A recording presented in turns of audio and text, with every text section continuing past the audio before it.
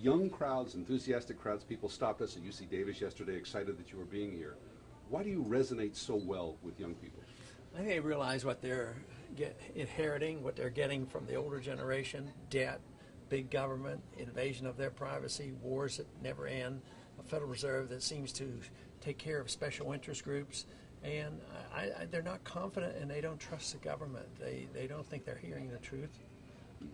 And when you see, again, a sea of young faces that are enthusiastic, does this mean that there's kind of regeneration in the Republican Party, or are they likely to leave the party later on? I think it's up for grabs. I think the Republican Party sent a signal out that there's an open door and we want to build the party.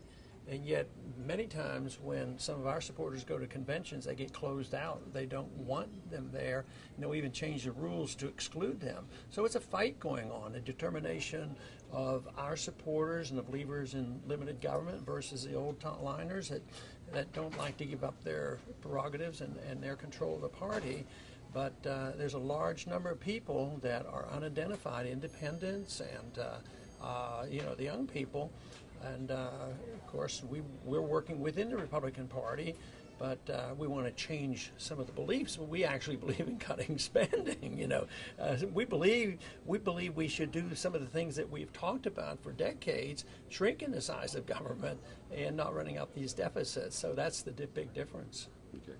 I have to ask you the obvious question, that is, as the campaign continues, what's your strategy for continuing at this point with Romney, about roughly 300 away from getting enough votes for nomination? Well, to continue to do what we're doing, because we have two strategies. One, to seek a goal, which has been and will continue to be, to get the most number of delegates and see how things come out, but also to change things, change people's minds and change people's attitudes, and appeal to the hearts and minds of people so that they really believe in something. We want to change the status quo. We want to change the foreign policy.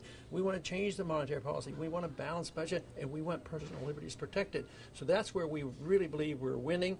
Not only are we going to have a lot more delegates than the people realize, but we're also in positions now where we're winning chairmanships of the state parties and county parties, and a lot of people are getting elected to lower offices too. Yeah. And how do you determine, or what do you call your message and your movement? I know some call it Tea Party, some call it conservative. What do you call it? I call it a freedom movement, although it was during our campaign 4 years ago that the Tea Party movement sort of broke loose.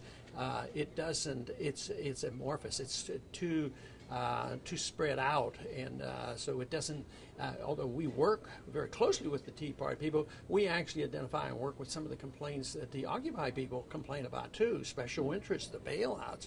So I call it a freedom movement. That's what we refer to, and the movement itself is, to many, a revolutionary thing, an intellectual revolution on the ideas of what the role of government ought to be. Okay, last question, I'll make it real quick. Will you be a candidate all the way until the convention? Oh, well, that remains to be seen. It depends on how things work out. I mean, I think that the delegates that have been working their way through, and there's still a lot to be counted, and this is where we're surprising a lot of people.